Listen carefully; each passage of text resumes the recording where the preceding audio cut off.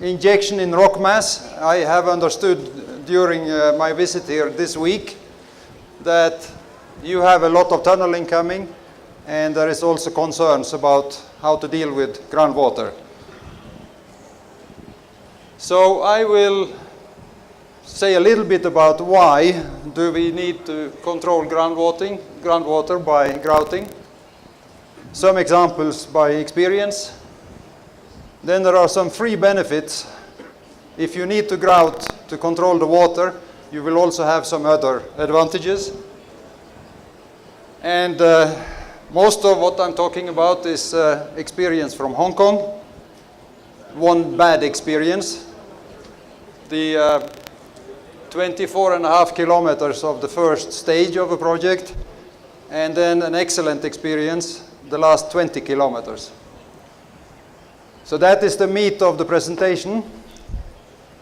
Then, if you prefer to fall asleep at the end, it's about some details on materials, equipment, procedures, and all these things. Some people may be interested, some maybe not. So let's get started. Why do we want to do groundwater control? We have some effects of groundwater ingress. We can have surface settlement because we draw down the groundwater level. A big issue in urban areas like Hong Kong. Safety and working conditions in the tunnel is sometimes a concern. And then environmental impact, which comes more and more into play, requirements imposed by the authorities for different reasons. And the last item is coming more and more. Water inrush in tunnel face at the tunnel face when no probe drilling and no pre-excavation grouting. This is just a very, very short list. There are hundreds of examples similar to these ones. You can go to Iceland and find 180 cubic meters per minute directly at the face. And you can go elsewhere and find Switzerland 90 bar, which is 900 meters of waterhead. Very, very dangerous stuff. And one of my examples from Norway, 50 bar pressure. If you drill a 2-inch borehole and you want to stop the water, you need 1 ton of force. So it should be pretty clear that it's not always easy. It can be complicated and even risky.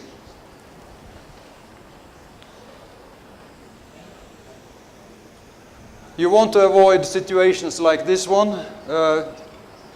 14 kilometers of railway tunnel to the new airport in Oslo. The pre-excavation grouting was not carried out to the specifications. Somebody wanted to save time, so they did like 75% of what was necessary, and I said we will save time by doing it behind the face as post-grouting. And finally, they managed to get the water on this lake up again after the television and the newspapers and everybody had a ball about destroying the environment, the recreational area outside of Oslo. It was only 10% of the tunnel length that actually had serious problems. Those 10% transformed into a doubling of the cost of the tunnel because of the exceedingly complicated and expensive post-grouting, and I lost more than a year. So one of my messages is that try anything you can almost to avoid having to do post-grouting.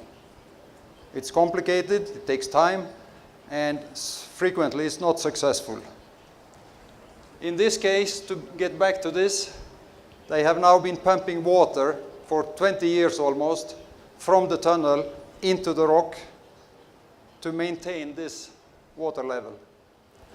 It's not a very nice way of doing it.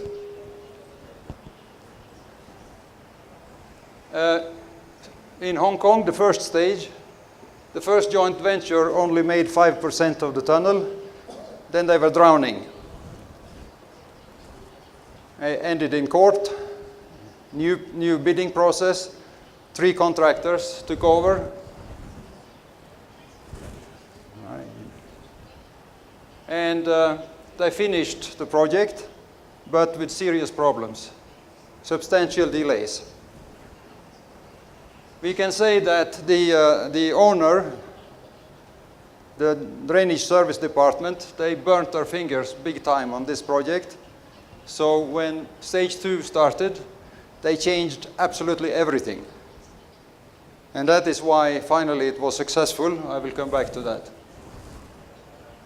So benefits of proper groundwater control, you eliminate more or less the risk of major inrush and huge water quantities. You can have basically dry working conditions in the tunnel, and any contractor will know the advantage of that. Substantially improved stability in poor ground, especially in poor ground. And of course, improved conditions, working conditions for permanent lining works. Dr. Barton, Q method master, there are 2 articles in Tunnels and Tunneling International some years back. He said he looked at the Q value of 0.8, very poor, then execute pre-excavation grouting in that material, and he say you would change it to 1.7, Q value 1.7, which is good.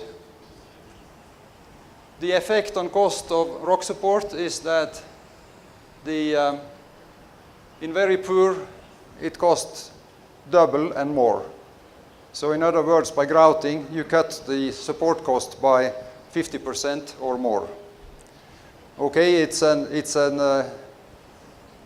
evaluation. It's not necessarily exactly those figures, but it says something. Then again from Hong Kong, the stage 1 had 4 phase collapses in different locations, mining into shear zones with the TBM. And for each of these, they typically lost 6 months having to make a bulkhead at the face and to pre-treat the zone so you could mine through it.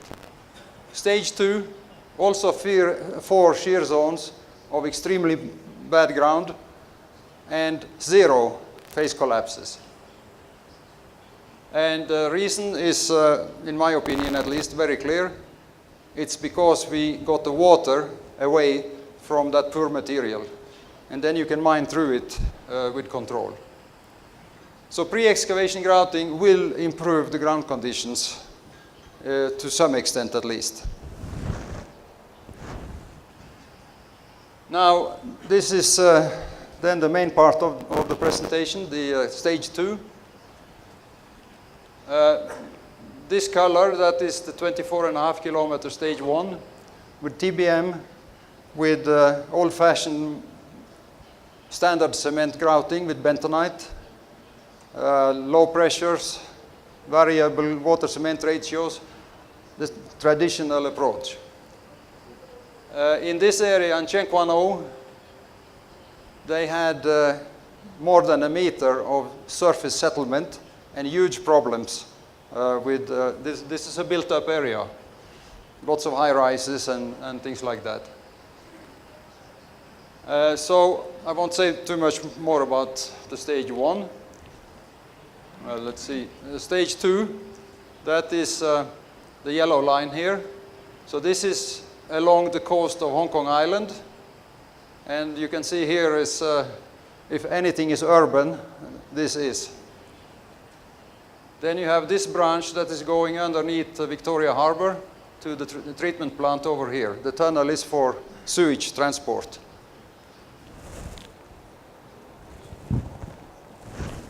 Manual handling of drill rods and packers in the stage 1 with the TBM. Not a pleasant task, lots of problems. They always ended up in a lot of post-grouting that didn't help almost anything. And you can see that to stop this kind of leakage is a dynamic situation. You are pumping grout into flowing water into a river, and it's very easy to have it end up on the tunnel inverst. Stage 2 was split in 2 contracts. This one is basically in granite, and this one is in what is called a volcanic tuff. Granite, you know what it is. The tuff is a completely different material, very stiff, very brittle, very acidic, quartz-rich. 13 vertical shafts, 20 kilometers of tunneling. So this is the how it looks in longitudinal section along the coastline of Hong Kong Island. Most of it is at 150 meters below sea level. And then you have the crossing of the Victoria Harbour at 140 in average. And all of this accessed through vertical shafts.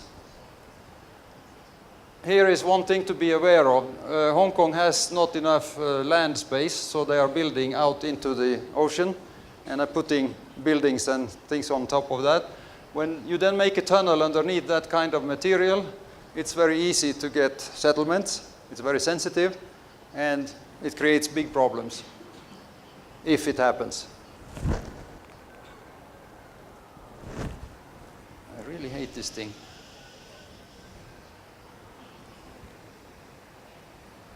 So the rock types, the granite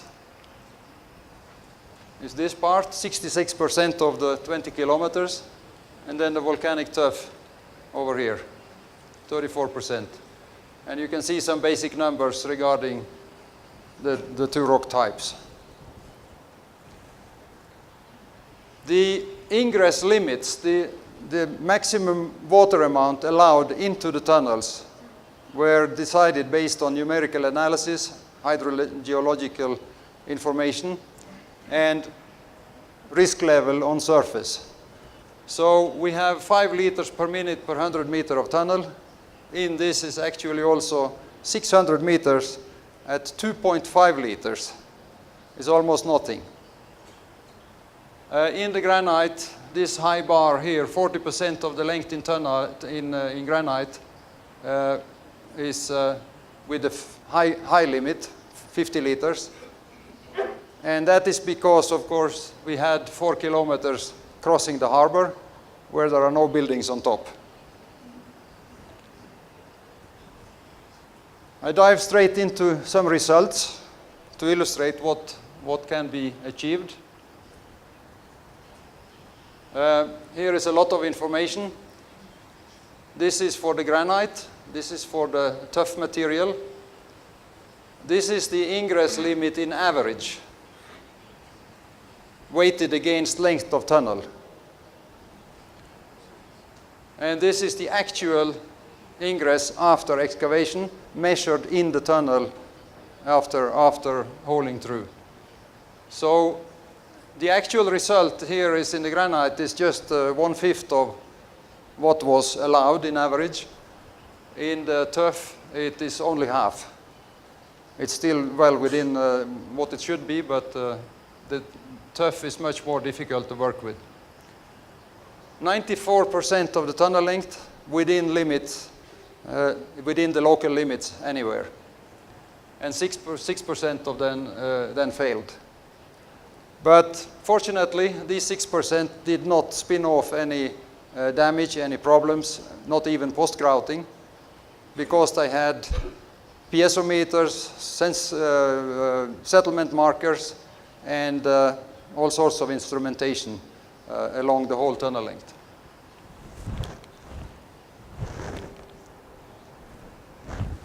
Quantities, it's always an interesting question. drilling for pre-excavation grouting, 16.5 meter per meter of tunnel. This is in the granite. Microfine cement, 270 kilos per meter of tunnel. The size of the tunnel is around about 25 square meters in area. And some colloidal silica was used, but only minor quantities in the granite. Then you can compare with the tuff. Now the drilling is almost doubled. And in spite of the fact that you drill almost double the number of holes, you are not getting any more cement in. And that is because of the different fracture patterns that you have in this very hard, very stiff, very brittle volcanic tuff.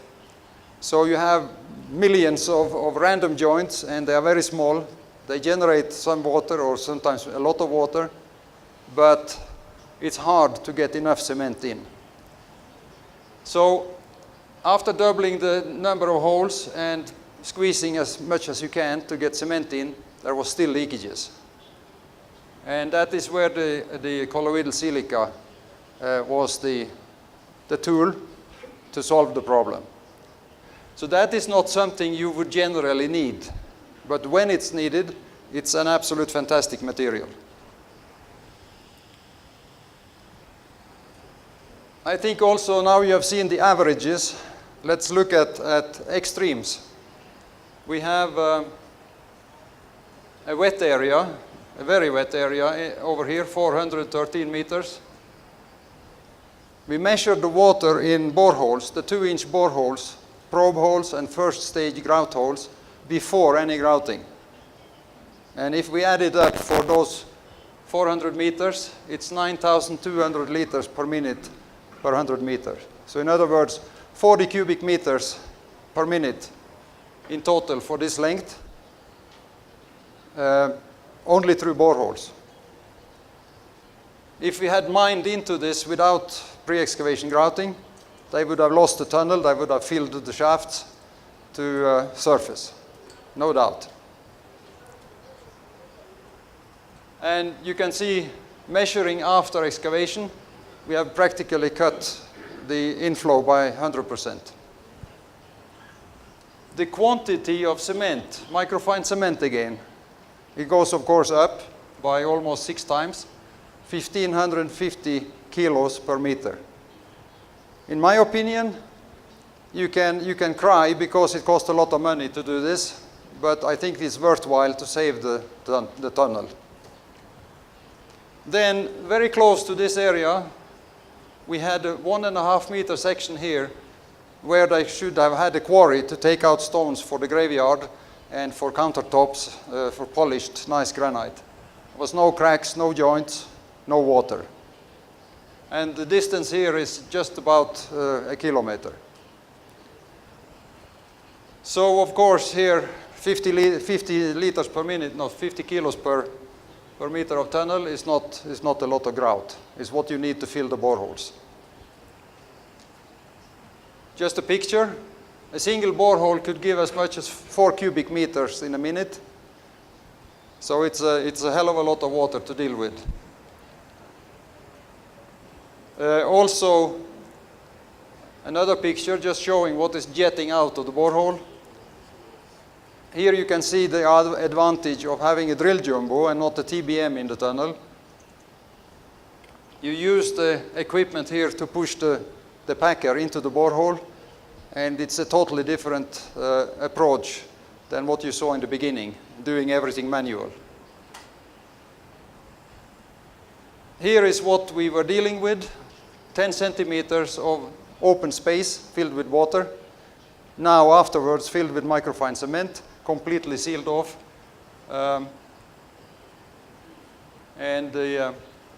More of a detail here, a variation of the thickness here, of course. But I mentioned one thing here. It is important what quality of grout you are putting into the ground when you have high pressure and or large openings. Because if you mine into this area prematurely before the strength of the grout can take the pressure and hold the water back, you are running the risk of having a blowout. And that can be a serious problem. So, selection of mix.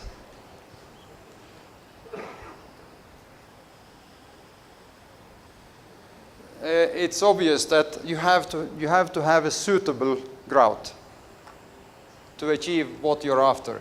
And you need to get sufficient volume in to achieve anything.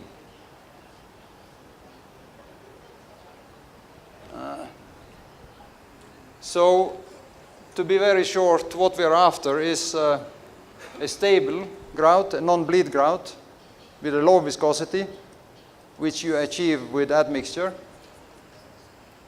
And you can basically work with a fixed water-cement ratio for most of what you're doing.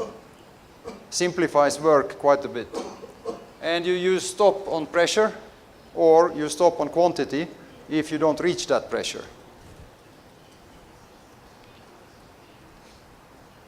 You should just basically pump at high speed from the beginning, of course not exceeding the maximum pressure you have stipulated.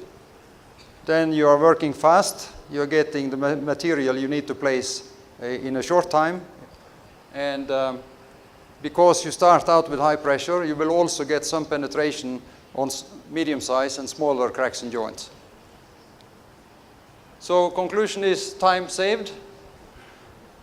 And now, I'm sure some of you will not believe me, but saved material cost by using ordinary Portland cement or standard cement compared with microfine cement can be lost 5 to 10 times over because you lose time. At the tunnel phase, the hour costs a lot of money, and if you are working slowly, if you have to wait for the cement to set, you're going to pay dearly for that. And that extra cost in time is easily 5 to 10 times more than the extra cost of cement, micro cement. And this is some places it has been recognized, elsewhere not so much. It's always a matter of discussion.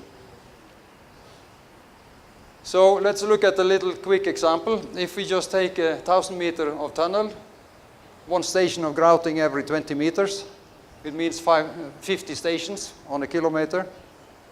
Average cement consumption, 600 kilos.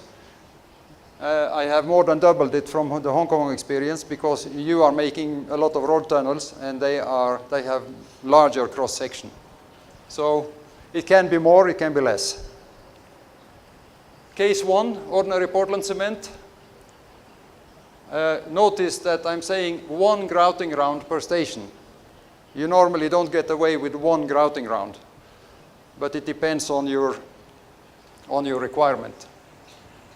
5 hours waiting time after end of grouting for the cement to set. I know about one location, at least in Colombia, where you use 6-7 hours. That's also up and down, but it's typically some hours of waiting. So if we say 5 hours, we have 250 hours of waiting on one heading for 1 kilometer of tunnel. Now, case 2, microfine cement, the same basic data, but we have 0 waiting time, and we have 0.45 euro per kilo in extra cost for the microfine over standard cement. So if we multiply up this, the kilometer would cost you extra 270,000 euro for 1 kilometer for using microfine cement. Sounds not so good a deal. So if I compare the two, then I can say if 1 hour of phase time cost 1,080 euro, I multiply up, the cost of the waiting time is the same as the extra cost of microfine cement. So we have a break even. 1,080 €180 per hour phase time. But there is more to the story. Real cost at the phase. And again, this is a number people will discuss up and down the walls. But it could easily be €5,000. In other words, it costs you 5 times more than break even to use an ordinary Portland cement. Then comes the fact that you normally do not get away with 2 stages of grouting. It can be both 2 and 3. So that it can easily double the cost of weighting for ordinary Portland cement. You typically use more standard cement than you do microfine for achieving a given result. And here a lot of people will start jumping up and down and say, no, that's not true. Well, okay, let's scratch it. It doesn't change the conclusion.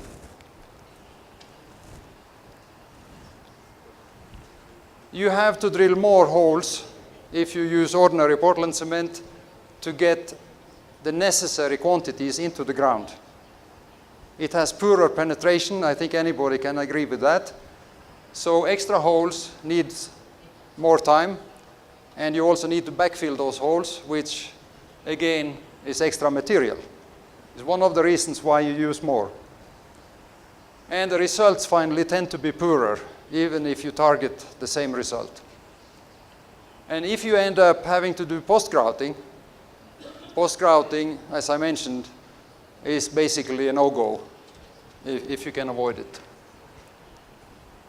So the sensible conclusion, at least in my opinion, and I'm prepared to defend it, there is no good reason to use ordinary Portland cement. Generally, cement is always the primary material. It's available, it has a sensible cost, and everybody knows how to use it. But there is a wide range of cement types and properties. And if we talk microfine cements, most of them are developed for foundation grouting, for dams, for building sites, for soil stabilization, things like that. And they are blended cements with a lot of pozzolan in them, so they are setting very slowly. And if you look back now on what we looked at in terms of cost of weighting, those cements have nothing to do in a tunnel situation. So they are not suitable for pre-excavation grouting. Important properties, in other words, initial and final set time. You want the material to set up so you can work continuously. You want strength development. If you remember the 10 centimeters of field joint, where you want to go in early, it goes without saying, you have to have a certain strength development to avoid risk. Some people are asking about the stability or the permanency or durability of grout injected into the rocks. Just one tidbit. 17 projects, subsea road tunnels in Norway, 59 kilometers. The road authority investigated those by measuring water ingress at the time of opening for traffic, and in average 10 years later. They had an average of 37% water ingress reduction. And there was not one single tunnel that had increase in water ingress. So I think the picture is pretty positive. Of course, I cannot guarantee that it's going to be permanent in all cases, but it looks good. Execution steps, you may have some of those in mind now that you have seen the results. How did we do it?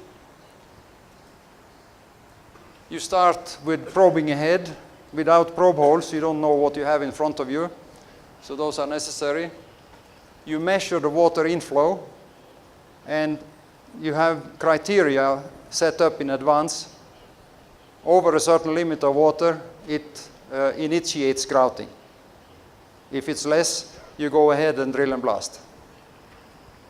So you have initiated, you do the grouting, then comes blasting, scaling, and all these normal operations. temporary support, and you go back and you do blasting again, let's say 4 times, and then you start all over again. I'll show that in a different way. So systematic probe drilling is in many cases a necessity, and even more often a good idea. And systematic probe drilling doesn't mean that you have to do systematic pre-excavation grouting. It's only when the grouting is triggered by what you find in the boreholes. You want to have overlap between the screens of grouting, and you have grouting stop pressure, typically 60 to 80 bar, and mind you, that is at 1 liter per minute of flow rate, or maybe even down to 0. If you don't reach the pressure within a quantity that you have stipulated, then you stop. Because sometimes a borehole will contact large conductive channels, not necessarily 10 centimeters, but could be 1. And then you don't want to waste material and time by pumping it far away from the tunnel. So you stop on a predefined quantity. You use stable microfine cement grout only, and colloidal silica as a supplement. It's not a replacement. You use it if you need to. And the overlap, that is what produces the tight bulkhead, where you have a possibility of placing packers, even in relatively poor ground, without the grout coming back into the tunnel.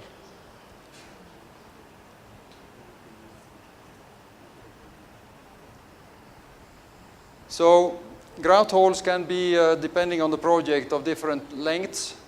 That will, if you keep the distance of the end of the hole at a fixed distance of, say, 5 to 6 meters, then of course the angle here is going to be defined by the length of the hole. But 25, say 30 meters, normally you shouldn't go any further than that. So you do the grouting, and then you verify the result by drilling control holes and measure how much water do you have now. Maybe it's good enough already, maybe not. Unfortunately, there is no high sound here, so I could blow you off your seats, but this is the kind of action we hope to get into. And here you can see the overlap. This next round starts before the end of the previous, so that you have a treated zone here to place packers in. In Hong Kong, for the 20 kilometers of tunnel, we drilled 500 kilometers of boreholes. I say that again, 500 kilometers. And that is one reason why you should consider in bigger projects this kind of equipment. A magazine for drill rods. It will, compared with manual rod handling, it will double your capacity in average of production of boreholes. Not to mention the improved safety. Equipment setup, this is just a principle. I guess most of you know it. Colloidal mixer, agitator, hydraulic pump, electrohydraulic, and today you need to have an electronic system for recording of pressure and flow and quantities, and many of these systems now also have control functions here that operates the pump. In Hong Kong, the real deal, the way it looked in the tunnels, 2 different contracts, both of them had 3 pumps and 3 grout lines at the face. We cannot go into the details of this, of course. Grouting materials, the ordinary Portland cement, maximum size typically 0.1 millimeter, a microfine typically 1/3 of that, and the colloidal silica, if this was to scale, you wouldn't see this dot. The particles are molecular size, so for practical purposes it's just like pumping water.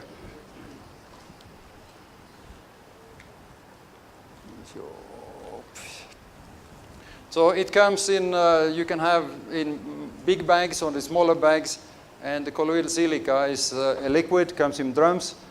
The B component, the accelerator, is table salt in water, 10% concentration. Some special aspects to look at.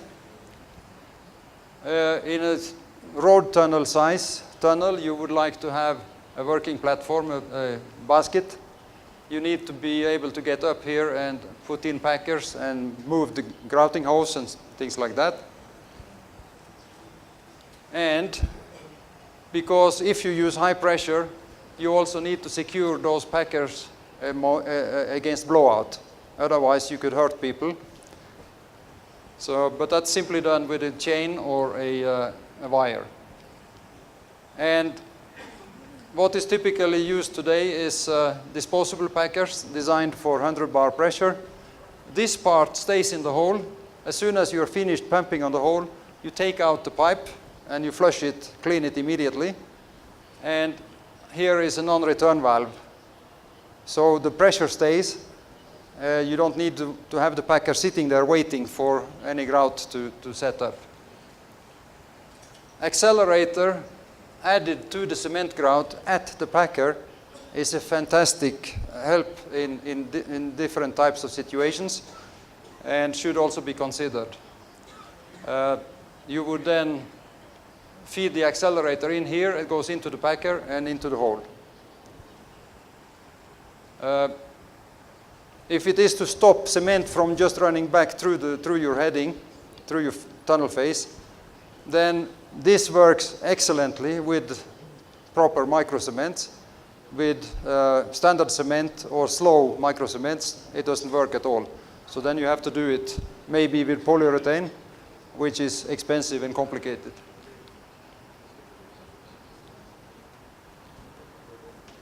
So practically dry tunnel is within reach. This is a picture from Hong Kong. Of course, I could have shown also pictures where you have a wet spot here and there and a little drip. Of course, there is a variation, but lots and lots of this kind of result. So conclusion, the HATS project used microfine cement only, supplemented by colloidal silica. And why did I do that? Because they had burnt their fingers big time on stage 1 and made a proper analysis of what was needed. Of course, I have to mention also the ingress limits that we talk about in Hong Kong, they are on the extreme side. So maybe you would not necessarily go for this directly. You verify your results by control holes before you excavate further. You need a bulkhead, especially if you end up with a tunnel face that sits in poor or very poor ground. In Hong Kong, 27% of the tunnel length was actually in with requirement of 5 liters per minute or less. And at 150 meter depth, that is extreme. I don't know about any other project with requirements as strict as this. 94% of the excavated tunnels was below limit, and as you may remember, in the granite, 1/5 of the limit, and in the tuff, half of the limit. The tuff, very difficult to deal with, and, but it's a very special material also, and the colloidal silica was necessary. And the main reasons for the success, of course, that they took action on bad experience. They switched to drill and blast. They used modern pre-excavation grouting technology, not only the cement, but also the procedures and the equipment and all those things. And the contractor was paid per kilo and per meter of drilling. In the first stage, the payment was lump sum in the tunnel meter price. Not a good idea. So generally in hard rock tunneling, you have technology available to produce dry tunnels if that is what you need. Frequently you don't need that, but you may need to reduce substantially, and if you do, the job will go faster and be simpler, of course.